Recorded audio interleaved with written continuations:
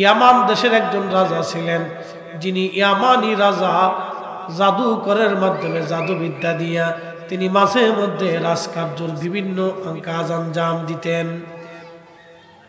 জাদুকর, শোনেন, আপনারা জাদুকে অস্বীকার করতে পারবেন না। এই যে মানুষ মানুষের বিরুদ্ধে তাবিজ করে, জাদু করে, এটা কিন্তু সত্য, এটা অস্বীকার করার কিছু নেই। বিজ্ঞান বলে এটা মিথ্যা, বিজ্ঞানের কথা বাদ দেন, আপনি কোরআনের দিকে আসেন। কুল আউযু বিরাব্বিন নাস মালিকিন নাস ইলাহিন নাস মিন শাররিল ওয়াসওয়াসিল খান্নাস আল্লাযী ওয়াসওয়িসু ফি সুদুরিন নাস মিনাল জিন্নাতি ওয়ান নাস। মানুষ শয়তান, জিন শয়তান, আরওয়াহ শয়তান, নফস শয়তান, এই সমস্ত বিভিন্ন শয়তান এই জাদুটনা মন্ত্রতন্ত্র থেকে আল্লাহ যেন আমরা হেফাজত করে। তার জাদু করে, কালো জাদু আছে, মারাত্মক মারাত্মক জাদু করে, জিন চালায় দেয়, কঠিন জাদু করে। ভাবতেছেন আমাদেরকে করে না, আমাদেরকেও করে।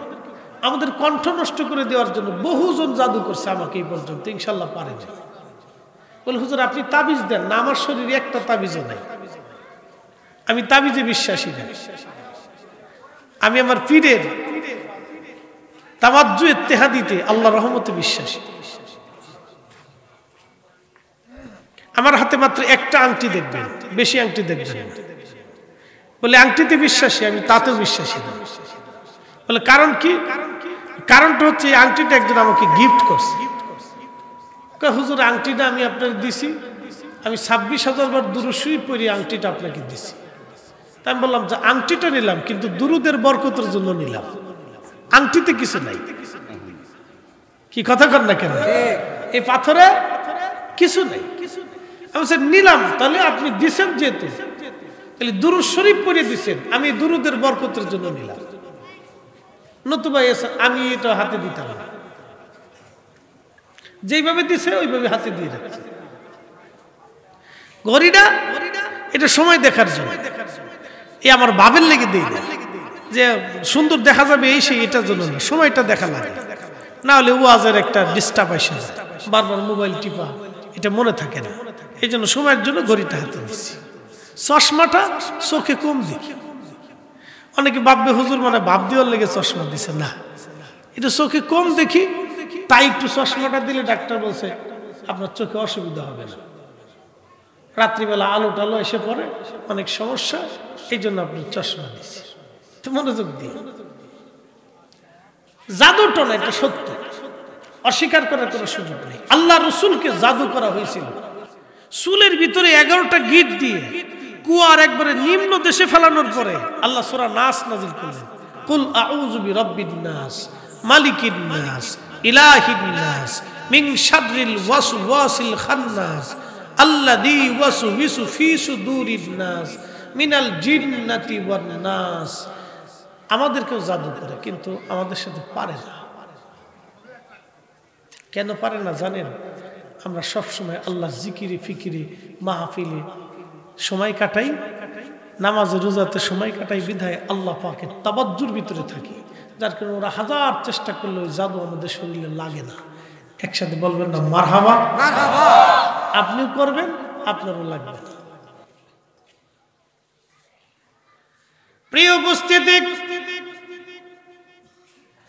এই আমার দেশের এই জাদুকর বিরাট বড় জাদুকর, বাদশার কাজ আঞ্জাম দিতেন জাদুবিদ্যা দিয়ে। এই জন্য আমার পীর মুর্শিদ বলছেন, বাবা যার মধ্যে শরীয়ত নাই সে যদি আকাশ দিয়ে উড়ে যায় তারে বিশ্বাস করবা না। সুবহানাল্লাহ কইলেন না? কারো যদি শরীয়ত না থাকে, নামাজ রোজা জিকির ফিকির সুন্নত হালাল হারাম এগুলো বাচ্চা কুচ্চা যদি না চলে, তাহলে বুঝবা সে যদি আকাশ দিয়ে উড়ে, তাহলে বুঝবা সে জাদুকর। সে কি কথা কর না কেন? সে কি জাদুকর? সে যদি আকাশ দিয়ে উড়ে তাহলে বুঝবা সে জাদুকর। আর যার ভিতরে নামাজ রোজা জিকির ফিকির ইবাদত শরীয়ত আছে, বুঝবা সে ঠিক আছে। প্রিয় সরাপতির মুসলমান, তো ওই জাদুকর জাদুবিদ্যার মাধ্যমে কাজ আঞ্জাম দিতেন তিনি। একদিন বাদশাকে ডাক দিয়ে বলেন, বাদশা আমি তো মারা যাব, আমি তো মরে যাব, আমার একটা যুবক ছেলে সুন্দর বাচ্চা দেন, মেধাবী, আমি আমার এই জাদু বিদ্যা ওই বাচ্চাটারে শিখাই দিয়ে রেখে যাই। এজন্য আপনাদেরকে বলে দিয়ে যাই, আমাদের দেশে দেখবেন হাজার হাজার মাদ্রাসা। এই মাদ্রাসা হওয়ার অর্থ হলো আগামী দিনের দিন সুন্নিয়ত জমিন থেকে হারাবে না। কারণ ফরিদি সাহেব মরে গেলেও আমার আল্লাহ আর একজন ফরিদি জন্ম দিবে। কি কথা বলেন ঠিক কিনা? আমার আগে বাংলাদেশে প্রখ্যাত বক্তা ছিলেন মীর হাবিবুর রহমান যুক্তিবাদী সাহেব, আল্লাহু আকবার। তিনি এখন বৃদ্ধ হয়ে গেছেন, আল্লাহ সুস্থতার সঙ্গে আয়াত দিক দোয়া করি। এরকম অনেক বক্তা ছিলেন প্রখ্যাত ওয়াইজ, যাদের ওয়াজ শুনে শুনে লক্ষ লক্ষ মানুষ চোখের পানি ফেলেছে। আবার আল্লাহ আমরাও দিয়েছে, আমাদের ওয়াজ শোনার পরও মানুষ লক্ষ লক্ষ মানুষ কান্দে। কি কথা কন না কেন, ঠিক কিনা? আল্লাহ আবার আরেকজনকে তৈরি করছে আমার পরে। আচ্ছা থাক, একবারে থাক, তোমার যতটুকু পাওয়ার আছে এটা গুতাইলে এর বেশি পাওয়ার আর হইতো না। কি কথা ঠিক কিনা? যেমনি সেমনি থাক থাক থাক, আমার ভিতরে শোনা গেল হিসাবে, পরে আবার সব সরাই আবার নষ্ট হয়ে যাবে। রাখো যেমনি সেমনি রাখো। বন্ধ বন্ধ তাহলে ওর ইউনিটের সমস্যা আছে। বন্ধ থাকলে ওটা লাইন ডিসকানেক্ট হইতে পারে, অথবা তোমার ইউনিটের সমস্যা হইতে পারে। তুমি একটু খোঁজ নিয়ে দেখো। এখানে ঠিক নেই, এখানে ঠিক আছে, এইটা পারফেক্ট আছে। তাহলে ইউনিটও অসুবিধা, অথবা লাইনে ডিসকানেক্ট হইতে পারে, তুমি ওখানে খোঁজ নাও। এখানে গুতাই লাভ নেই। একটু দূরে শুয়ে পড়ি, আল্লাহুম্মা সাল্লি আলা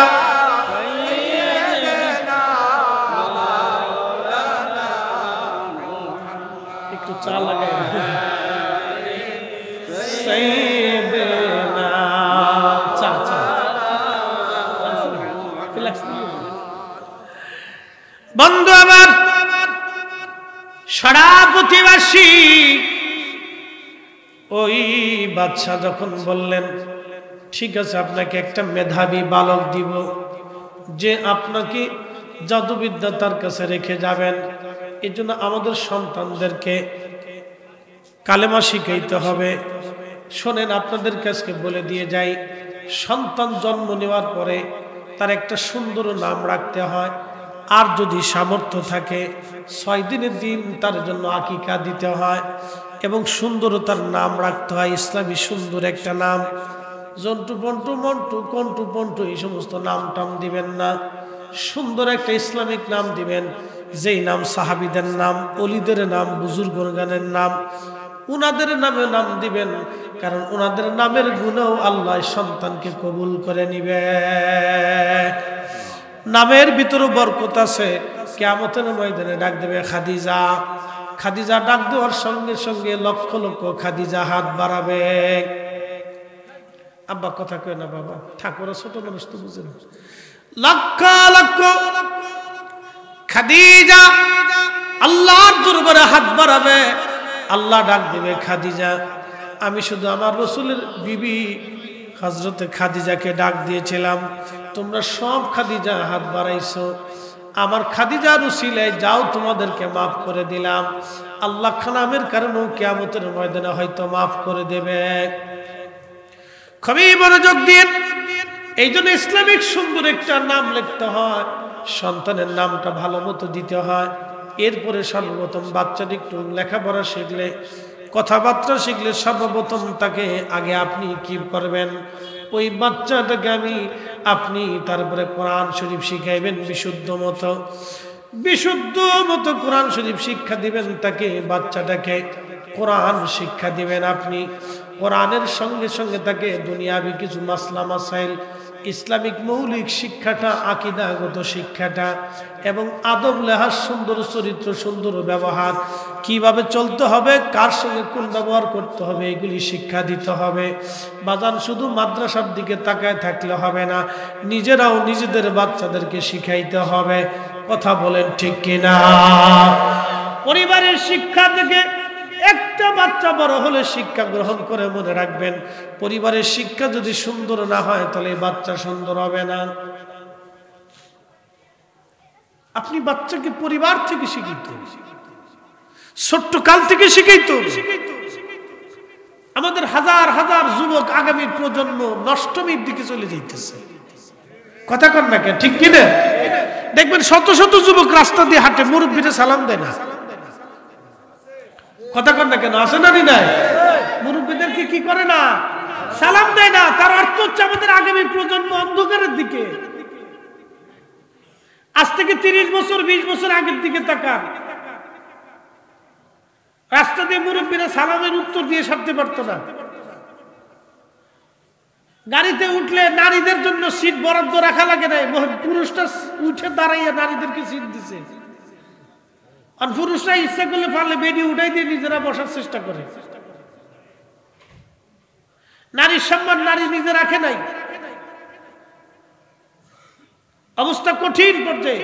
আগামীর ফিউচার, ভবিষ্যৎ আমাদের অন্ধকার নিমজ্জিত। এবার রাজা একটা বালককে ঠিক করলেন। ওই বালকটা সুন্দর এবং খুব মেধাবী একটা বালক। প্রত্যেকদিন জাদুকরের কাছে যায়, জাদুবিদ্যা শিখে। কিন্তু বালকটা রাস্তা দিয়ে আসা যাওয়া করার সময় লক্ষ্য করলো পথের পাশে একটা গির্জা দেখা যায়। গির্জা মুসলমানদের মসজিদ আর খ্রিস্টানদের গির্জা। শুধু কাপ দেন, আর কিচ্ছু না, শুধু কাপ, শুধু কাপ দিয়ে মুসলমানদের গির্জা, মুসলমানদের মসজিদ আর খ্রিস্টানদের গির্জা। ওই গির্জার মধ্যে বসে বসে একজন পাদ্রী সুন্দর সুন্দর কথা বলে। বালকটা চিন্তা করলো, গির্জার ভিতরে এত মানুষ কেন? কিসের এত মানুষ? এত মানুষের ভিড় কেন?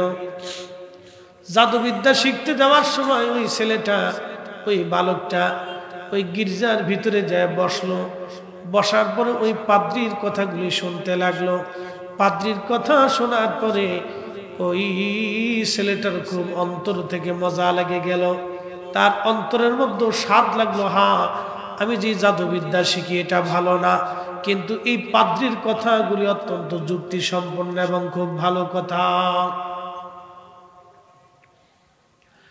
এই জন্য কেউ যদি বলে ওয়াজ নসিহত করে কোনো লাভ নাই, মাহফিল দিয়ে কোনো লাভ নাই, মাহফিল দিয়ে মানুষের হেদায়েত হয় না, এটা ডাহা মিথ্যা কথা। আপনি জানেন না, এই মাহফিল যদি আপনি বন্ধ করে দেন, আপনি মিলাদ বন্ধ করে দেন, মিলাদুন্নবীর মাহফিল বন্ধ করে দেন, তফসির মাহফিল বন্ধ করে দেন, সুন্নি সম্মেলন বন্ধ করে দেন, ওয়াজ দোয়ার মাহফিল বন্ধ করে দেন, জিকিরের মাহফিল বন্ধ করে দেন, পুরুষ মাহফিল বন্ধ করে দেন, পীর অলিদের দরবারে মানুষের আসা যাওয়া বন্ধ করে দেন, আল্লাহ অলিদের দরবারে আসা যাওয়া বন্ধ করে দেন, পীর মাশায়েখদের সোহবতে যাওয়া আসা বন্ধ করে দেন। আপনি দেখবেন আগামী 10 বছরের মধ্যে আমাদের দেশের মেয়েরা হাফ প্যান্ট পরে রাস্তা দিয়ে হাঁটবে। কি কথা কর না কেন, জোরে বলেন। আপনি এগুলি বন্ধ করেন। আগামী 10 বছরে যদি আমাদের মেয়েরা হাফ প্যান্ট পরে রাস্তায় না হাঁটে, আমি ঘড়ির বদৌলতে চুরি করব। তাহলে এই মাহফিল চলতে হবে, এই মিলাদ চলতে হবে, এই ফাতিহা চলতে হবে, এই দোয়া দুরূদ চলতে হবে, এই কোরআন খতম চলবে, এই তাফসীর মাহফিল চলবে, ইসলামী সম্মেলন চলবে, ইসলামী সংস্কৃতি চলবে, মিলাদুন নবীর মাহফিল চলবে, উরুস মাহফিল চলবে, ইসালে সওয়াব চলবে, ইসলামী সম্মেলন চলবে, ওলিদের দরবারে আসা যাওয়া চলবে, পীর মাশায়েখদের দরবারে আসা যাওয়া চলবে। কথা বলেন ঠিক না বেঠিক? এই যে বরাতের রাত চলে গেল, কিসের রাত? বরাতের রাতে মসজিদে মানুষ কি করে? জোরে বলেন। ওই বুকে হাত বাঁধা এক মৌলবী, যারা তারাবির নামাজ 8 টাকাত বানাইছে, এই ডাকাতির দল এক মৌলবী বলছে বরাতের রাত্রে মসজিদে যাওয়ার চাইতে বেশ্যখানায় যাওয়া ভালো। এই সমস্ত মোল্লাদেরকে জুতা দিয়ে বাইরে গিয়ে সমাজ থেকে তাড়াইতে হবে। ওই ইহুদিদের দালাল। এক কথা বলেন না কেন, জোরে বলেন। ওরা এই বরাতের রাত্রে মসজিদ তালা মেরেছে। অথচ ইমাম ফাকিহি আজ থেকে 1200 বছর আগে আখবারে মক্কা এই কিতাবের মধ্যে তিনি লিখতেছেন, আমাদের জমানাতে যখন লাইলাতুন নিসফি মিন শাবান শাবানের 14 তারিখ দিন যে রাত আসতো আমাদের জমানাতে খারাজু ইলা বাইতুল্লাহিল হারাম, আমরা হারাম শরীফে হারাম মক্কাতুল মুকাররমে সমস্ত মক্কাবাসী উপস্থিত হতাম। ইউসাল্লুনা, নামাজ আদায় করতাম, ওয়া ইয়াখতিমুনাল কুরআন, কুরআন খতম দিতাম, ওয়া ইয়াদউনা, আর মক্কাবাসীরা দোয়া করত মক্কাতে। লাইলাতুল বরাতে মক্কা তালা মারা হয় নাই, নবীর জমানা থেকে মক্কাতে ইবাদত হলো, মদিনায় ইবাদত হলো, মসজিদে কুবা ইবাদত হলো, বাইতুল আকসা ইবাদত হলো, পৃথিবীর সব মসজিদে ইবাদত হলো। ওরা কারা? আজকে যারা বাইতুল মসজিদে বরাতের রাত্রে মসজিদে যাওয়ার চাইতে ওরা যারা বেশ্যাখানায় মানুষদেরকে ঢুকাইতে চায়, ওরাই হলো ইহুদি মোসাদের দালাল। আপনি দেখবেন ওরা ইসরায়েলের মোসাদের দালাল। ওরা আসছে আমার সমাজকে নষ্ট করার জন্য, আমার দেশে ফিতনা বাঁধানোর জন্য। এইগুলি কি এখনই যদি প্রতিহত না করেন, এখনই যদি আপনি এটাকে বয়কট না করেন, এখনই যদি এদের বিরুদ্ধে প্রতিরোধ করে না তোলেন, তাহলে আগামী প্রজন্ম আমাদের অন্ধকারে নিমজ্জিত হবে। কথা বলেন ঠিক না? অন্ধকারে নিমজ্জিত হবে। এগুলি আপনাদেরকে এগুলি বুঝতে হবে। আজকে এই সমাজ অন্ধকারে নিয়ে যাবে, ওরা মুসলমানদেরকে ধ্বংসের দিকে নিয়ে যাবে। আজকে মুসলমানদের ভিতরে তারাবির নামাজের ভিতরে সন্দেহ ঢুকাই দিয়ে দিছে, নামাজের ভিতরে সন্দেহ ঢুকাই দিয়ে দিছে। আজকে নামাজের ভিতরে সন্দেহ ঢুকিয়েছে, তারাবিতে সন্দেহ ঢুকিয়েছে, দুআয় সন্দেহ ঢুকিয়েছে, মাহফিলে সন্দেহ ঢুকিয়ে দিয়েছে, ইবাদতে সন্দেহ ঢুকিয়ে দিয়েছে। ইবাদতের ভিতরে মুসলমানদের ইবাদত ওরা সন্দেহ ঢুকিয়ে দিয়েছে, বেদাতের ভয় ঢুকিয়ে দিয়েছে। যেটা মুসলমান ইবাদত সেটাকে বেদাত মনে করতেছে, যেটা হালাল সেটাকে হারাম মনে করতেছে, যেটা করলে মানুষের গুনাহ মাফ হয়ে যাবে সেটাকে আজকে তারা নিকৃষ্ট কাজ মনে করতেছে। এই সব ইহুদিদের ষড়যন্ত্র, মোসাদের দালাল। কথা বলেন ঠিক না বেটা? প্রতিহত করতে হবে এদেরকে। এই শক্ত কথা আমরা যদি না বলি তাহলে আপনারা বুঝবেন না। কঠিন পরিস্থিতি আগামী প্রজন্ম। এই জন্য বলছি, এই সমস্ত মাহফিল, এই লাইলাতুল বরাত, এই কদরের রাত, তারপরে এই সমস্ত মুসলমানদের ভিতরে যে সমস্ত বরকতময় রজনী আছে, দিন আছে, মিলাদুন নবীর মাহফিল, এই সমস্ত মাহফিল, দোয়া দুরূদ যদি আপনি বন্ধ করে দেন, তাহলে দেখবেন আগামী 10 বছর পরে আমাদের দেশের মেয়েরা রাস্তা দিয়ে হাফ প্যান্ট পরে, জিন্সের প্যান্ট পরে, অর্ধলঙ্গ হয়ে রাস্তা দিয়ে হাঁটতেছে। তাহলে বলেন, ওয়াজ মাহফিল চলবে? মিলাদ মাহফিল চলবে? ফাতিহা দোয়া দুরূদ চলবে? মিলাদুন নবীর মাহফিল চলবে?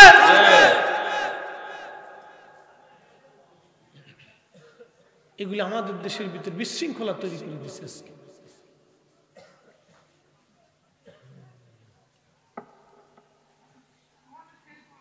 তখন এই পাদ্রী কাছে যুবকটা যে বলতেছে, হুজুর, আমি বর্তমান বাদশাহ রাজ দরবারে জাদুকরের কাছে আমি জাদু শিখি, কিন্তু আপনার কথা শুনে আমার কাছে খুব ভালো লাগছে। আপনার কথাগুলি শুনে আমার কাছে ভালো লাগছে। জাদুবিদ্যার চাইতে আপনার এই দিন আমার কাছে পছন্দ হয়েছে, যুক্তিপূর্ণ মনে হয়েছে। ওগো পাদ্রী, দয়া করে আপনি আপনার ধর্মে আমাকে দীক্ষা দিয়ে দেন। একসাথে বলবেন না মারহাবা?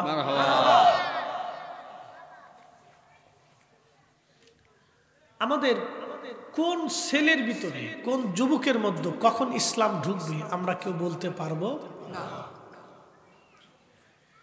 এমনও দেখা যায় নিকৃষ্ট একটা মদপায়ী ওয়াজ শোনার পরে ভালো হয়ে গেছে, হয় না ভাই? আমি একদিন মাগরিবের নামাজ পড়ে বসে রয়েছি বাসায়, কিতাব পড়তেছি। বৃষ্টির দিনে, হয়তো আষাঢ় শ্রাবণের সময়, মাহফিল নাই, কম, বসে বসে কিতাব পড়তেছি। এক ভদ্রলোক ফোন দিয়ে বলল, হুজুর, আমি এখনো এমন কোনো নিকৃষ্ট কাজ নাই জীবনে না করছি, এমনও নিকৃষ্ট কাজ নাই যে জীবনে আমি না করছি। আমি আজান শুনলে আমার শরীর জ্বলত, আলেমুল আমার দেখলে আমি সহ্য করতে পারতাম, আমার শরীরে জ্বালা ধরত। কিন্তু আপনার একটা ওয়াজ হযরত বেলাল রাদিয়াল্লাহু আনহু জীবনী বলছিলেন, ওই ওয়াজটা শোনার পরে আমি জীবনে বহুবার কাঁদছি। আমি ভালো হয়ে গেছি, দাড়ি রাখছি, নামাজ শুরু করছি, তওবা করে ফেলছি। আমার জন্য দোয়া করবেন হুজুর, আমি এখন 5 ওয়াক্ত নামাজ পড়ি। একসাথে বলবেন আল্লাহু আকবার। এটা কি ক্রেডিট আমার না আল্লাহর? এটা কি আমার ইচ্ছা না আল্লাহর ইচ্ছা? আল্লাহর ইচ্ছা। আমি তো শুধু বলছি, হেদায়েতের মালিক আল্লাহ। আমি শুধু ঘটনাটা বলছি, আমার জবান থেকে বেরিয়েছে, কিন্তু হেদায়েতের মালিক আল্লাহ। এই পাদ্রী যখন দাওয়াত দিছে, সুন্দর কথা বলছে, তখন এই যুবক, এই বালক, সে জাদুবিদ্যা থেকে এসে বলতেছে, হুজুর আপনার কথা আমার কাছে যুক্তিপূর্ণ লাগছে, আপনি আপনার ধর্মে আমার দীক্ষা দিয়ে দেন। আল্লাহ। তো কোন মাধ্যমে, কার মাধ্যমে, কাকে আল্লাহ হেদায়েত করবেন আমরা কেউ জানি না। এই জন্য বরাতের রাত্রে আপনি মসজিদ থেকে মুসলমানকে ফিরাইয়া বেশ্যালয়ের দিকে নিয়ে যাবেন, আর মাথায় টুপি দিবেন, নাম দিবেন আপনি শায়েখ, নাম দিবেন মাদানী, নাম দিবেন আজহারি, নাম দিবেন মুসলমান, নাম দিবেন লামাযহাবী, নাম দিবেন সালাফি, নাম দিবেন আহলে হাদিস।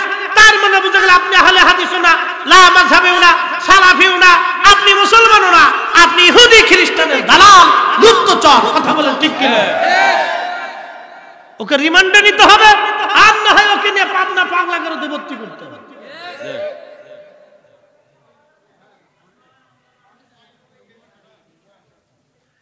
প্রিয় মুসলমান, খুব মনোযোগ দিয়ে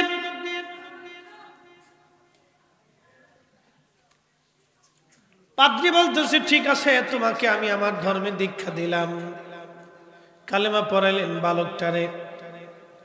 কালেমা পড়ানোর পরে ওই ছেলেটা হযরত ঈসা আলাইহিস সালামের ধর্মের উপরে কালেমা পড়লেন। বালকের নাম ছিলেন আব্দুল্লাহ ইবনে তামির। নাম কি? আব্দুল্লাহ ইবনে তামির। ছেলেটার নাম ছিল আব্দুল্লাহ, বাবার নাম ছিল তামির। আব্দুল্লাহ ইবনে তামির।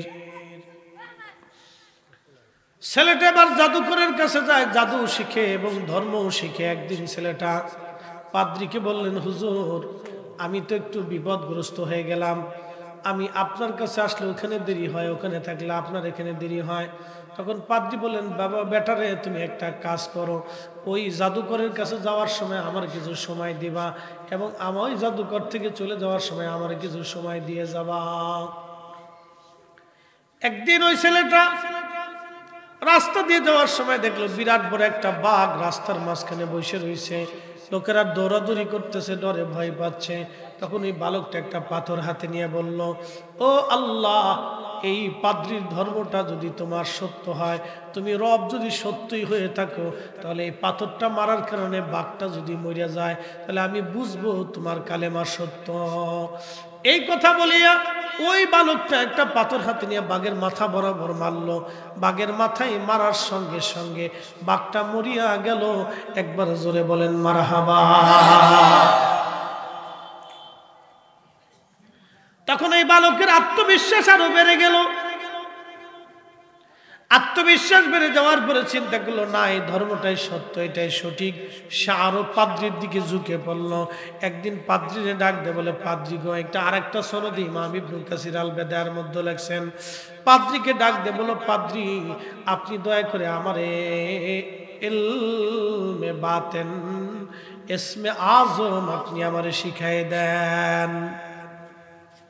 হ্যাঁ, এই যে অলিদের কাছে আল্লাহ একটা গুপ্ত রহস্য দিছে, এটার নাম ইসমে আজম। এই ইসমে আজম যার কাছে থাকে তার কারামতের কোনো শেষ নেই। আমি বুঝাইতেছি এটা কি জিনিস। আল্লাহু আকবার, এটা অনেক বড় দামি জিনিস, সবাই আল্লাহ দেয় না। এটা সিনা বাই সিনা হয়ে, সিনা বাই সিনা হয়ে পৃথিবীর কোনো কিতাবে লেখা পাবেন না। এটা সিনার মাধ্যমে সিনা হয়ে আসে। পাদ্রী ডাক দিয়ে বলতেছে, বালক রে, ইসমে আজম তোমার কঠিন,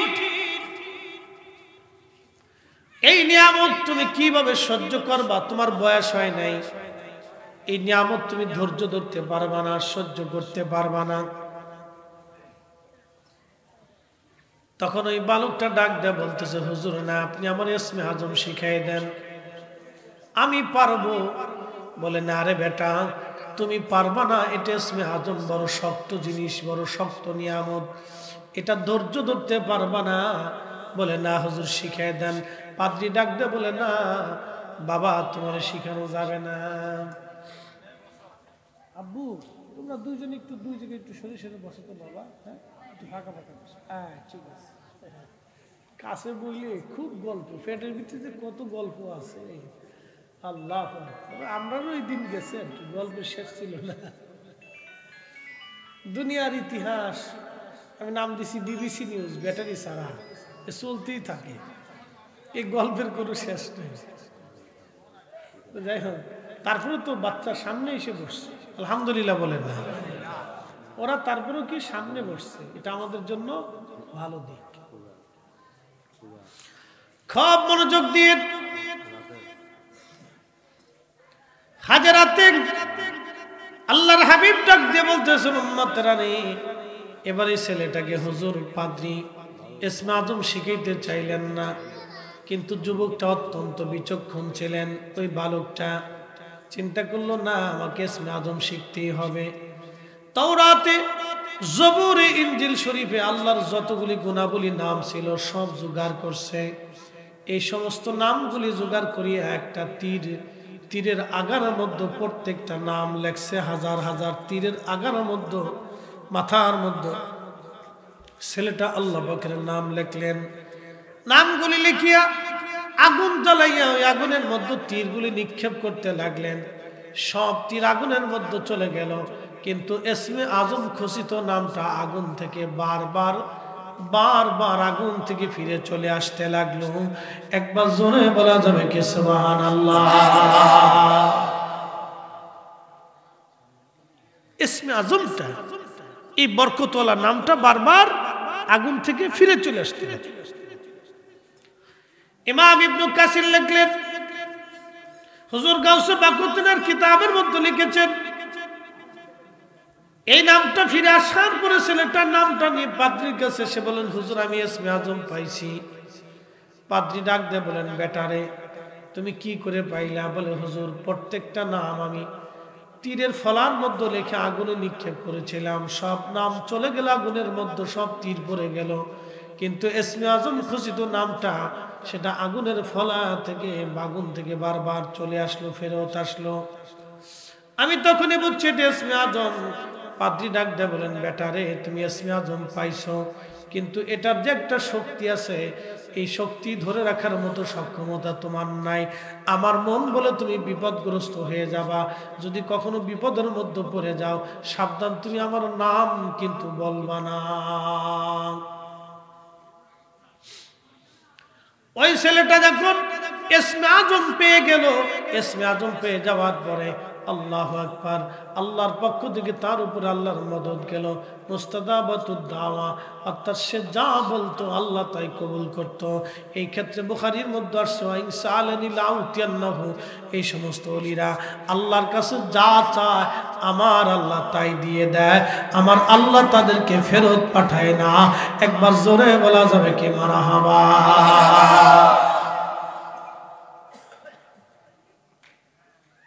মনে রেখেন, এদেরকে আল্লাহ ফেরত দেয় না, হাত বাড়াইতে দেরি হয়, কবুল হইতে দেরি হয় না। এই জন্য অনেক অলি যুবকরা আছে, অলিরা আছে যারা আল্লাহর কাছে কাঁদে। আপনারা মনে করেন যে আমাদের দুয়ায় আল্লাহ বৃষ্টি দেয় না, এই যে কয়দিন আগে বৃষ্টি হয়েছে না চাইতেই পাইছেন, আর হাবা কইলেন না, না চাইতে বৃষ্টি দিছে। কার জন্য দিলেন এটা আপনি জানেন। জমিনে কিছু কুতুব আছে, আবদাল আছে, এদেরকে চিনা যায় না। জমিনে কিছু কুতুব আছে, আবদাল আছে, এদেরকে চিনা যায় না। এরা মানব জাতি থেকে বিচ্ছিন্ন থাকে, বুঝা যায় না। সে আপনার আশপাশ দিয়ে হেঁটে চলে যাচ্ছে, কিন্তু আপনি চিনবেন না। আপনি যখন রাত বইরে অকাম কুকাম করেন, তখন তারা সারা রাত্রে বসে বসে আল্লাহ আল্লাহ আল্লাহ আল্লাহ করে। তখন এরা কান্দে, আল্লাহ বৃষ্টি দেয়, বৃষ্টি লাগবে। তখন আল্লাহর আকাশ থেকে বৃষ্টি আসে। আপনি ঘুমেতে উঠে দেখছেন আকাশ দিয়ে বৃষ্টি এসে পুকুর ভরে গেছে, কিন্তু বৃষ্টিতে কেন আসলো আপনি জানেন না। কেন যে বৃষ্টি আসলো আপনি বুঝবেন না। প্রিয় উপস্থিতি, গভীর মনোযোগ দিয়ে শুনিয়া যান কথাগুলি। কি জন্য যে বৃষ্টি আসলো আপনি জানলেন না, আপনিও জানলাম না, আমিও জানলাম না, আপনিও বুঝবেন না, আমিও বুঝলাম না। তখন এই পাদ্রী ডাক দিয়ে বলেন, বেটারে তুমি তো বিপদগ্রস্ত হবা, তুমি এর ওজন সহ্য করতে পারবা না। হাদিসের মধ্যে আসছে ওই যুবকটা আল্লাহ পাক তাকে এমন দোয়া, বরকতময় দোয়া দিয়ে দিলেন, সে যুবক আল্লাহর কাছে যা চাইতো আল্লাহ তাই দিত। বহু রোগী বিপদগ্রস্ত মানুষ তার কাছে যায়, বিভিন্ন মাকাসাতগুলি নিয়ে আসতে লাগলো। কালক্রমে ওই যে রাজা ছিল, রাজার প্রধান উজির যিনি, উজির অন্ধ হয়ে গিয়েছিলেন। অন্ধত্বের কারণে তার চাকরি চলে গেছে। উজির বাইদা ভাই জানতে পারলেন কি করা যায়, কি উপায় আমাদের আছে, আমরা শেফা কেমনে দিব। আচ্ছা, আমাদের তো 8:30 জামাত না, না না মানে এমনিতে সব মসজিদ 8:30 না, 8:30 হলে আমরা 2 মিনিট আগে মাইক বাহিনীটা বন্ধ করে দিয়ে 5-7 মিনিট ইয়ে করে দিলে একটু দুরূদ শরীফ বলেন, আল্লাহুম্মা সাল্লি আলা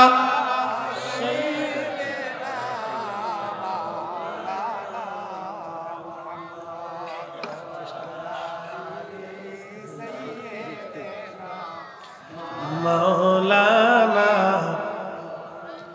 আমরা অধম গুনাহগার গো, নবী আপনি চিনলাম না, সেই কারণে রোজ হাসরে আমাদেরকে ভুলেন না। আল্লাহুম্মা সাল্লি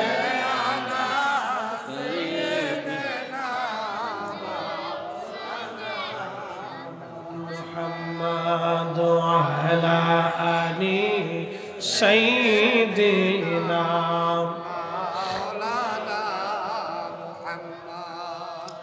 ওই যুবকটা মুস্তাদা হয়ে গেল, সে যা আল্লাহর কাছে চায় আল্লাহ তাই দিয়ে দেয়।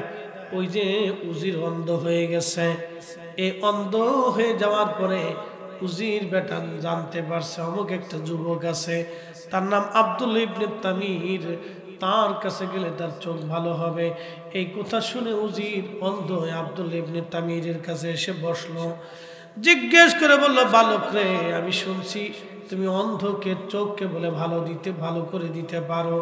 আব্দুল্লাহ ইবনে তামির ডাক দেয়া বলল, উজির রে, চোখ ভালো করার মালিক আমি না, চোখ ভালো করার মালিক হলো আমার আল্লাহ। কে? আল্লাহ। কে? আল্লাহ। কে? তাহলে ওষুধ খান কেন? ওষুধ হলো উসিলা। ডাক্তারের কাছে যান কেন? ডাক্তার হলো উসিলা। পীর ওলিদের কাছে যান কেন? তেনারা হলো উসিলা। প্রিয় উপস্থিতি, আব্দুল্লাহ ইবনে তামির ডাক দিয়ে বলতেছে,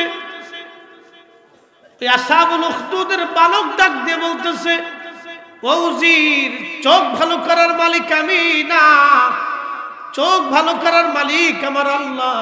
আমি তোমার জন্য দোয়া করে দিতে পারি, তাহলে তুমি আমার জন্য দোয়া করো যাতে আমার চোখ ভালো হয়ে যায়। তখন ওই বালকটা ডাক দিয়ে বলল, উজির, আমি দোয়া করতে পারি, কিন্তু শর্ত হলো তোমার কালেমা পড়িয়ে মুসলমান হওয়া লাগবে। উজির বলল, হ্যাঁ, আমি কালেমা পড়ে মুসলমান হব, ঈসা আলাইহিস সালামের ধর্মের উপর আমি ঈমান আনবো। তখন কালেমা ছিল লা ইলাহা ইল্লাল্লাহ ঈসা রাসূলুল্লাহ। একবার জোরে বলা যাবে কি মারহাবা? ঈসা রূহুল্লাহ।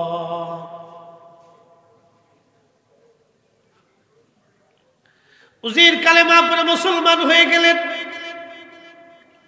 মুসলমান হয়ে যাওয়ার সঙ্গে সঙ্গে এই বালকটা দোয়া করলো, আব্দুল্লাহ ইবনে তামির, আল্লাহ, উজির মুসলমান হয়ে গেছে, আল্লাহ আপনি দয়া করে তার চোখ ফিরিয়ে দেন, অন্ধত্ব মোচন করে দেন।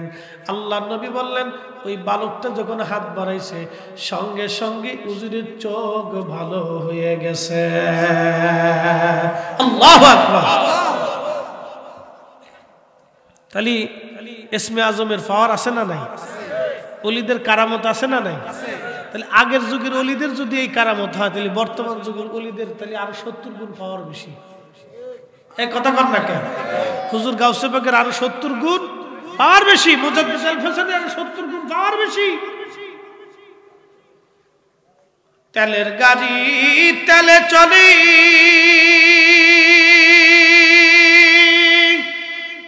হাওয়ার গাড়ি হাওয়ায় উড়ে বিনা তেলে চালায় গাড়ি নবী সুলাইমান। আমরা সেই মুসলমান, আমরা সেই মুসলমান।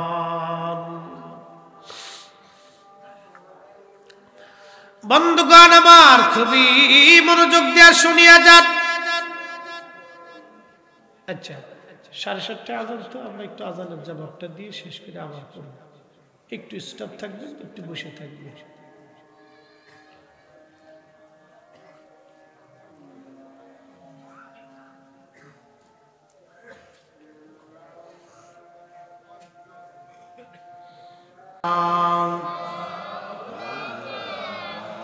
মুহাম্মাদ আল্লাহুম্মা সাল্লি আলা, জবান খুলে,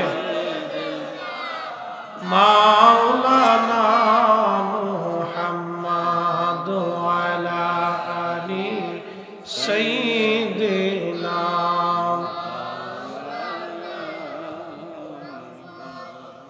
হযরত আব্দুল ইবনে তামির রাহিমাহুল্লাহ যখন দোয়া করলেন, তখন ওই অন্ধ উজিরের চোখ ভালো হয়ে গেল। তার মানে ওয়াইন সালানি লামুতিয়ান্নাহু, আল্লাহর ওলিরা চাইতে দেরি হয়, আল্লাহ কবুল করতে দেরি করে না। এই জন্য ওলি হওয়ার জন্য কোনো বয়স শর্ত নাই, যে কোনো মানুষকে আমার আল্লাহ তার বন্ধু বানায় নিতে পারে।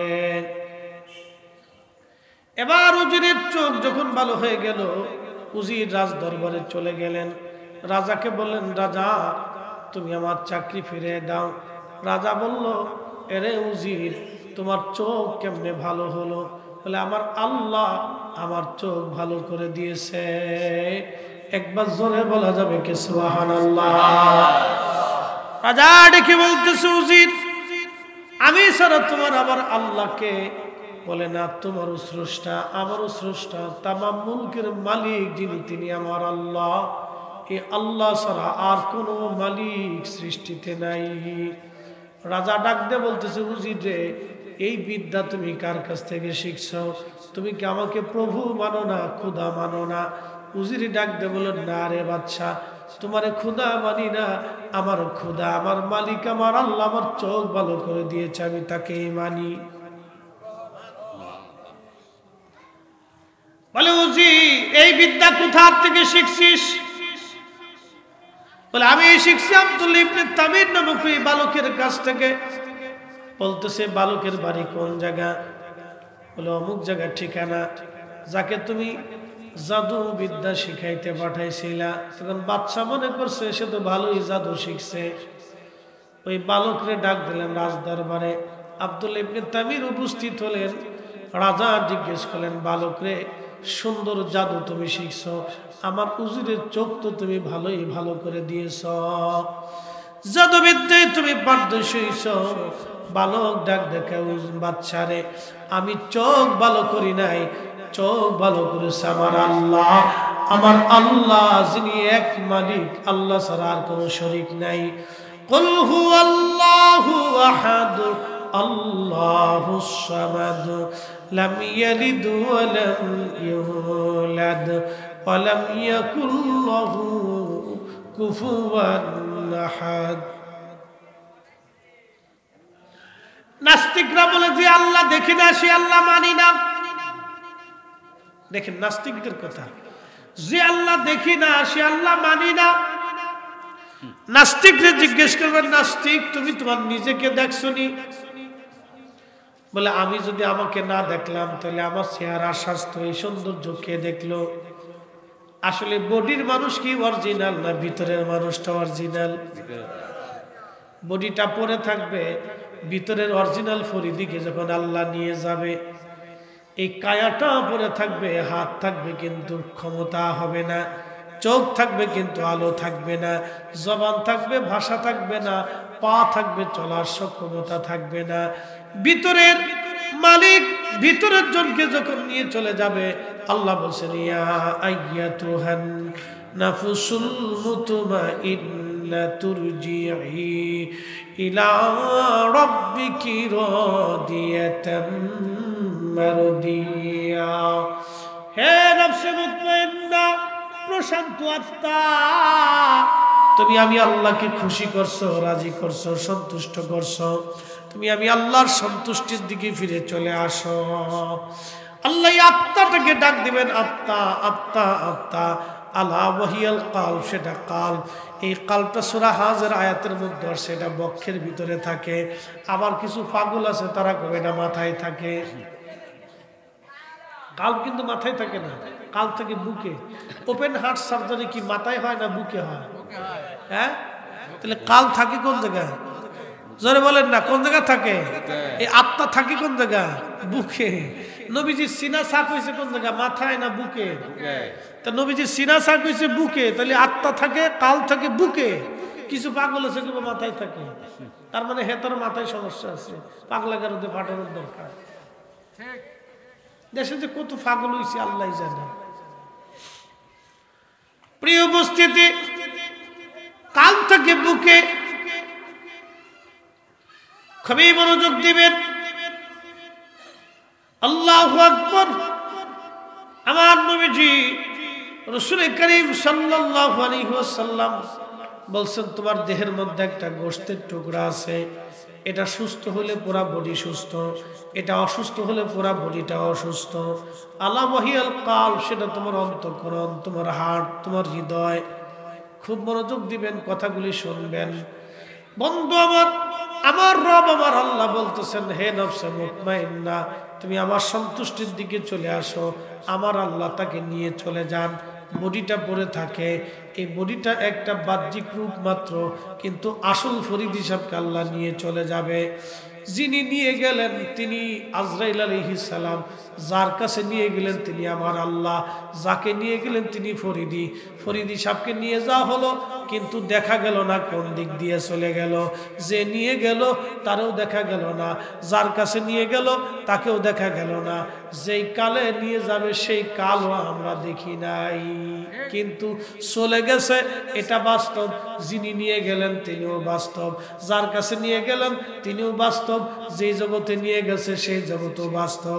তার মানে আল্লাহ বাস্তব, আখিরাতও বাস্তব, আজরাইলও বাস্তব, মৃত্যুটাও বাস্তব, নফস যে নিয়ে চলে গেল অরিজিনাল সেটাও বাস্তব।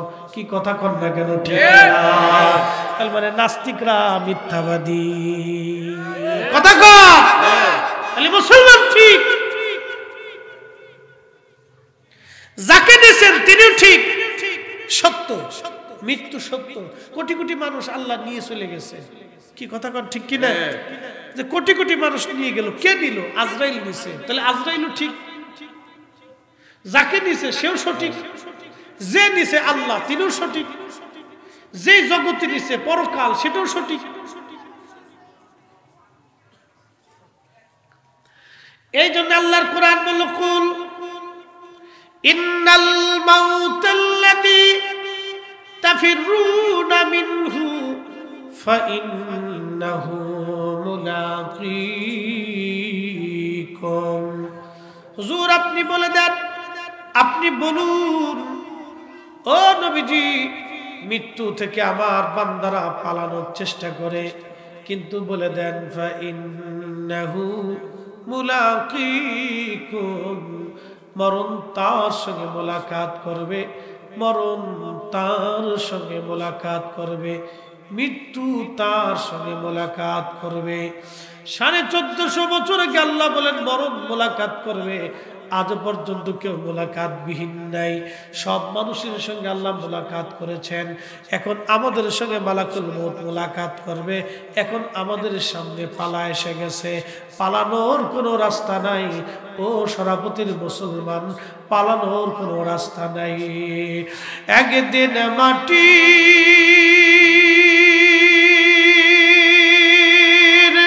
ভিতরে হবে ঘরে, মন আমার কেন বান্ধ দালান ঘর, মন আমার কেন বান্ধ দালান ঘর। তাহলে যাকে নিয়ে গেল তিনি ফরিদি, যে নিয়ে যাবে তিনি আজরাইল, যার কাছে নিয়ে যাবে তিনি রব। আল্লাহ বলেন সুম্মা তুরাদ্দুনা ইলা আলিমিল গায়বি ওয়াশ শাহাদাত, তুমি এমন একজন মালিকের কাছে ফিরে যাবা যে মালিক তোমার গোপনে গোপনে সব জানে। এই জন্য মানুষ মরে যাওয়ার পরে আমরা একটা শব্দ উচ্চারণ করি, ইন্না লিল্লাহ। এটা কোরআনের আয়াত, ইন্না লিল্লাহ, নিশ্চয় আমরা আল্লাহর জন্য, ওয়া ইন্না ইলাইহি রাজিউন, এবং আমরা আল্লাহর দিকে ফিরে চলে যাব। কি কথা কন না কেন, ঠিক না? ফিরে যাব কার কাছে? নিয়ে যাবে কে? আজরাইলে। নিয়ে যাবে আজরাইলে, যিনি যার হুকুমে তিনি আল্লাহ। চলে যাব আল্লাহর কাছে। তাহলে আল্লাহ সত্য, এই পরকালও সত্য, আজরাইলও সত্য, মৃত্যু সত্য সত্য, আমাকে যাকে নিয়ে গেল তিনিও সত্য, কিন্তু তাকে দেখা গেল না। ফরিদি সাহেব এত বছর, 40 বছর আপনাদের মাঝে বিচরণ করলো, কিন্তু আজও পর্যন্ত তার রূপ দেখলেন না, আকৃতি দেখলেন না, কি দিয়ে বানানো হইল তাকেও দেখা গেল না। আব্দুল করিম 60 বছর পর পদচারণা করলো, তাকে চিনা গেল না, দেখা গেল না, কিন্তু করিমটা আল্লাহ নিয়ে চলে গেলেন। আল্লাহু আকবার। নাস্তিকদের দাবি তাহলে মিথ্যা। আল্লাহ, তাহলে আল্লাহর সৃষ্টি নিয়েই যেখানে মৃত্যু দেখা গেল না, যিনি নিয়ে গেল তারে দেখা গেল না, যাকে নিয়ে গেল তাকেও দেখা গেল না, তাহলে তুমি যদি সৃষ্টিকেই দেখতে না পারো, তাহলে সৃষ্টি যিনি এই অদৃশ্যকে সৃষ্টি করলেন সেই মালিককে তুমি কেমনে দেখতে চাও? তার মানে বোঝা গেল তিনি আমাদের চক্ষুর বাহিরে, তিনি আমাদের ধারণার বাহিরে, কিন্তু তিনি সত্য, তিনি মালিক, তিনি খালিক, তিনি রব, তিনি স্রষ্টা, তিনি সবকিছু করেন। একক পরিচালনা, একসাথে এক মুহূর্তে तमाम সৃষ্টিকে যিনি পরিচালনা করেন তিনি রব্বুল আলামিন, তিনি আল্লাহু আলা কুল্লি শাইইন কাদির, তিনি কুল হুয়াল্লাহু আহাদ, তিনি আল্লাহু লা ইলাহা ইল্লা হুয়াল হাইয়ুল কাইয়্যুম, তিনি সেই মহাশক্তিধারী আল্লাহু আলা কুল্লি শাইইন কাদির, তিনি আল্লাহ। আল্লাহ, তাহলে মুসলমানের কাজ হচ্ছে আল্লাহর কাছে নিজেকে আত্মসমর্পণ করা, মুসলমানের কাজ হচ্ছে আল্লাহর হুকুমে নামাজ কায়েম করা, মুসলমানের কাজ হচ্ছে আল্লাহর হুকুমে রোজা পালন করা, মুসলমানের কাজ হচ্ছে আল্লাহর হুকুমে হালাল ভক্ষণ করা, মুসলমানের কাজ হচ্ছে আল্লাহর আইনে নিজের জীবন পরিচালনা করা। এই কথা বলেন ঠিক না? ঠিক। এই কথাগুলো আপনারা অবশ্যই বুঝে তারপরে বাড়ি পর্যন্ত যাবেন, না বুঝলে মহা বড় বিপদ, মহা মুসিবত। তাহলে মুসলমানের কাজ হচ্ছে আল্লাহকে খুশি করা, সন্তুষ্ট করা। কি কথা বলেন ঠিক না? ঠিক। একটু দুরূদ শরীফ পড়েন, আল্লাহুম্মা সাল্লি আলা মাওলানা মুহাম্মদ সাইয়্যিদনা। কি আপনাদের কষ্ট হচ্ছে না অসুবিধা লাগছে? বোঝা যায় তো ইনশাআল্লাহ? আচ্ছা, আমি আবার বেশি দীর্ঘায়িত করব না, মূল আলোচনাটা একটু থিম চিন্তা করে যান। তো এই যুবকটা মুস্তাজাবাতুদ দাওয়া হয়ে গেল, তার দোয়াটা কবুল হয়ে গেল। তো এই বাদশা তার ধরে নিয়ে বলতেছে, যুবক বালক, তুমি ওই বিদ্যা কোথার থেকে শিখছো? বলে অমুক পাদ্রী থেকে শিখছি। তো বাদশা ওই পাদ্রী ধরে নিয়ে আসছে। পাদ্রীটাকে ধরে আনার পরে বাদশা এবার ওই পাদ্রীটাকে, পাদ্রীর মাথার উপরে করাত ধরছে। সৈন্যদেরকে বললেন তার মাথার উপরে করাত ধরো। করাত ধরে বলতেছে, পাদ্রী রে, তোর মাথার থেকে পা পর্যন্ত ফেরে ফেলবো, মেরে ফেলবো, কিন্তু আগে বল এই ধর্ম কি তুই ছাড়বি, আমাকে খোদা মানবি? পাদ্রী ডাকতে বলল, বাদশা রে, যে ঈমান আমি কলবের মধ্যে ধারণ করেছি তুমি হাজার চেষ্টা করলো, যে ঈমান আমি কলবের মধ্যে ধারণ করছি তুমি হাজার চেষ্টা করলো, এই কল থেকে আমার ঈমান সরাইতে পারবা না। চিৎকার মেরে জোরে বলেন আল্লাহু আকবার। চিন্তা করেন তো, তার মৃত্যুটাকে তুচ্ছ মনে করছে ঈমানের কাছে। আর আমরা মসজিদের জুতা ভালো জোড়া দেখলে চুরি করে নিয়ে যাই। তাহলে ঈমানের কত তফাৎ। তার মৃত্যুটাকে তুচ্ছ মনে করছে ঈমানের কাছে। আর আমরা মাহফিলে বসতে আমাদের কষ্ট হয়, মাহফিলে 10টা টাকা দিতেও কষ্ট হয়, মাহফিল করতে গেলে খুশাখুশি লাগিয়ে দিই, বিরোধিতা করি, মসজিদ করতে গেলে গ্যাঞ্জামের শেষ নেই, মাদ্রাসা করতে গেলেও ঠেলাঠেলি শেষ নেই। তারা মৃত্যুটাকে ইমানের কাছে তুচ্ছ মনে করছে, মৃত্যুটাকে তুচ্ছ মনে করছে, যে ইমানের ব্যতীত মৃত্যুটাকেও তারা কিছু মনে করে নেই। পাদ্রী বলতেছে না, জীবন চলে যাবে কিন্তু এই ইমান আমি ত্যাগ করতে পারবো না। তো বাচ্চা বলে ঠিক আছে, তার মাথা পর্যন্ত ফাটতে থাকো। তো তার মাথাতে করাত চালাই দেওয়া হলো, ধীরে ধীরে ধীরে ধীরে করাত দিয়ে তার মাথা কাটতে লাগলো। আহা, কঠিন যন্ত্রণা দিয়ে দিয়ে তাকে শহীদ করে দেওয়া হলো। পাদ্রী জীবন দিল কিন্তু মিথ্যার কাছে মাথা নত করলো না। একসাথে জোরে বলা যাবে না আল্লাহু আকবার। সেই ঈমান আমাদের কলবের ভিতরে আনতে হবে, মজবুত ঈমান। সেই ঈমানের বাহিরে আমাদের ঈমান বড় তুচ্ছ, সেই ইয়াকিনের বাহিরে আমাদের ইয়াকিন বড় তুচ্ছ। আল্লাহু আকবার। সেই ঈমানের পরিচয় দিয়েছিলেন সাহাবা আজমাইন। কত সাহাবীদের পিঠের চামড়া চলে গেল, জীবন চলে গেল, তারপরও সাহাবীরা ঈমান ত্যাগ করেন নাই, বেঈমানের কাছে মাথা নত করেন নাই। আল্লাহু আকবার। এবার ওই বালকটাকে বলা হলো, বালকরে ঈমান ছাড়বি বলে না। বাচ্চা বললো তাহলে তাকে শোলের মধ্যে চড়াইয়া তার বুক লক্ষ্য করে তীর মেরে হত্যা করা হোক। বাচ্চার সৈন্যরা তাকে শুলের মধ্যে চড়াইয়া তার বুক লক্ষ্য করে তীর ছুঁড়ে মারে। যতবার তীর মারল ততবার বুকের সামনে থেকে তীরগুলি ছিঁড়ে ফিরে ফিরে ওই তীরগুলি জমিনের মধ্যে পড়ে গেল, কিন্তু এই বালকের বুকের মধ্যে একটা তীরও বিদ্ধ হলো না। একসাথে বলেন তো আল্লাহু আকবার। আসহাকুতিলা আসহাবুল উখদুদিন নারি যাতিল ওয়াকুদি ইদহুম আলাইহা কুদুন ওয়া হুম আলা মা ইয়াফআলুনা বিল মুমিনিনা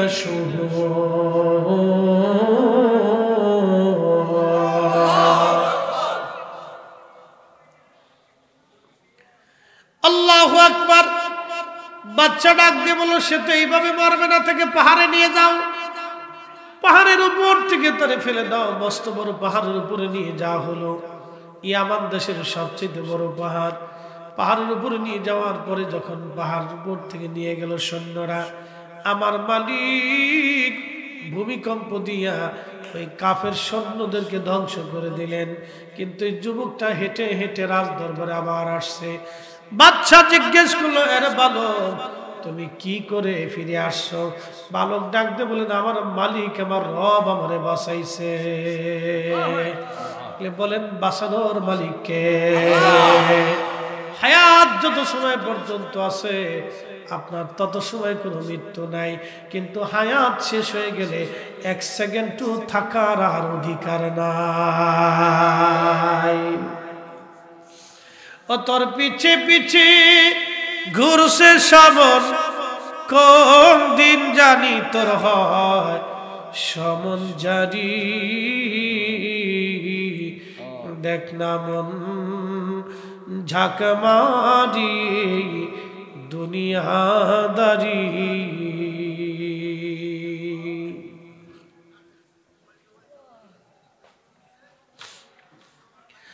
এবার বাচ্চা বলল, ঠিক আছে যেহেতু তোমার আল্লাহ বাঁচাইছে, আবার দেখি কোন আল্লাহ বাঁচায়। এই কথা বলার পরে সৈন্যদেরকে বললেন, তাকে নিয়ে চলে যাও, সমুদ্রের মধ্যে ছেড়ে দিয়ে আসো। বর্তমান হুতিরা, ইয়ামানের হুতিরা যে সমুদ্র অঞ্চল নিয়ে যুদ্ধ করতেছে, ওই সমুদ্রের মধ্যে ছেলেটাকে নিয়ে যাওয়া হলো। আল্লাহ পাক সমুদ্রের মধ্যে ঝড় তুফান দিয়ে দিলেন। এই ঝড় তুফান দিয়া ওই বাচ্চার সৈন্যরা মরে গেল, কিন্তু কুদরতি ভাবে আমার মালিক ওই বাচ্চাটাকে, বালকটাকে বাঁচাই দিলেন। হেঁটে হেঁটে বালকটা রাজ দরবারে ফিরে আসছে। বাচ্চা বললেন, ইয়ামানের সেই রাজা বললেন, আরে বালক কি করে বাঁচলা? বলে, আমার মালিক আমার রব আমারে বাঁচাইছে। তুখরিজুল হাইয়া মিনাল মাইয়িতি ওয়া তুখরিজুল মাইয়িতা মিনাল হাই। আল্লাহ মরা থেকে জিন্দা বের করেন, জিন্দা থেকে আমার আল্লাহ মরা বের করেন। একমাত্রই ক্ষমতার মালিক আমার আল্লাহ। কি কথা বলেন ঠিক কিনা? পৃথিবীর এত বিজ্ঞানী হইল, কোন বিজ্ঞানের বিজ্ঞান আজ পর্যন্ত মায়ের পেটের মধ্যে মরা বাচ্চা জিন্দা করতে পারে নাই। পারছে? মায়ের পেটের ভিতরে মরা বাচ্চা জিন্দা করতে পারছে? পারে নাই, পারে নাই, আর কখনো পারবে না, একমাত্র মালিক আল্লাহ। বাচ্চা আবার বলে, আরে ভালো, তুমি কি মরবা না? হ্যাঁ মরবা। কিভাবে? বিরাট বড় প্রান্তরে সমস্ত ইয়ামানবাসীদেরকে জমা করবা, আমার শুলের মধ্যে চড়াইয়া বিসমিল্লাহি রব্বি হাযাল গোলাম বলে তুমি আমারে তীর ছুঁড়ে মারবা, তাহলে আমি মারা যাব। নতুবা আল্লাহর নামে তীর না ছোড়া পর্যন্ত তুমি আমারে মারতে পারবা না।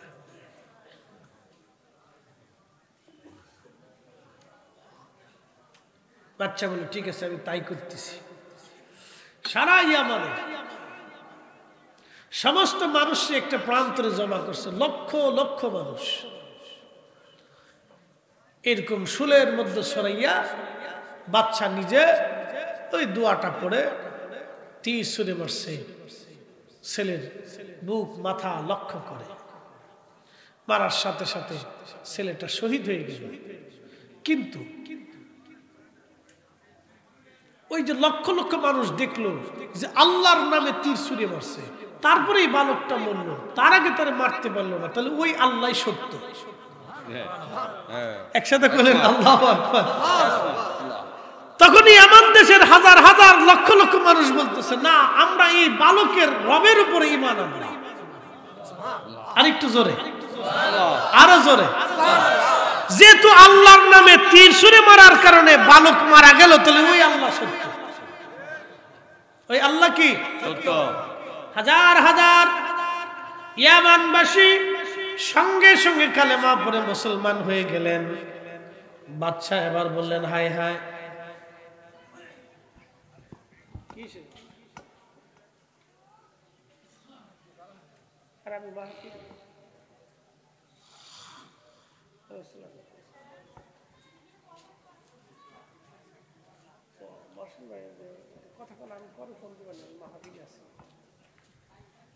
আপনি একটু ব্যবস্থা করে দেন, দেখেন কোন ব্যবস্থা করা যায়। আচ্ছা, আল্লাহুম্মা সাল্লি আলা সাইয়্যিদিনা মাওলানা মুহাম্মাদ ওয়া আলা আলি সাইয়্যিদিনা।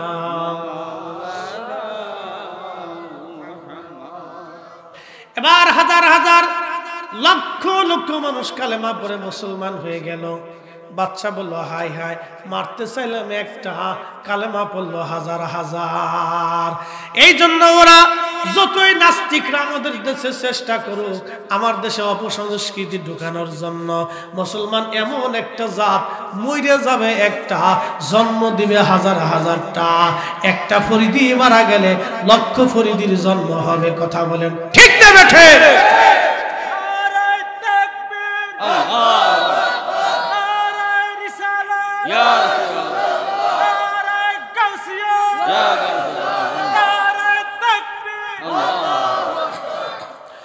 এই জন্য এদেশে ওরা যতই চেষ্টা করুক কাজ হবে।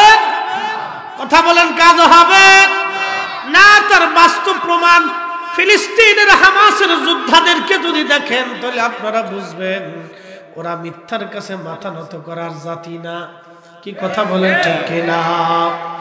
কিয়ামত পর্যন্ত যদি লড়াই হয়, তারপরে ওই বাইতুল আকসাকে কেন্দ্র করে যারা জিহাদ করবে তাদেরকে পরাজিত করতে পারবে না, পারবে না। বন্ধুগণ আমার, এবার বাদশা বলল, ঠিক আছে, তাহলে কোনায় কোনায় কোনায় কোনায় মরে মরে আগুন জ্বালাও। বড় বড় পরীক্ষা খনন করে, গর্ত খনন করে, ওর ভিতরে লাকড়ি টাকড়ি তেল টেল দিয়ে আগুন জ্বালানো হলো। যারা কালেমা রাখবে তাদেরকে আগুনে ফেলে দাও, আর যারা আমি বাদশাকে খুদা মানবে তাদেরকে ছেড়ে দাও। এইভাবে তারা ইয়ামান দেশের একজন না দুইজন না, আল্লাহু আকবার, তারা 20,000 মানুষকে আগুনের মধ্যে পোড়ায় মারলো। ওই 20,000 মানুষ জীবন দিয়ে দিল, কিন্তু মিথ্যার কাছে মাথা নত করে না। চিৎকার মেরে ধরে বলেন আল্লাহু আকবার। আল্লাহর নবী বলেন, উম্মতেরা রে, একটা মা তার বাচ্চা সহ তাকে জোর করে ধরে নিয়ে আগুনের মধ্যে ফেলে দিতে চায়, কিন্তু মা বাচ্চার মায়ায় যেতে চায় না। বারবার মা ইতস্ততা করতেছিল।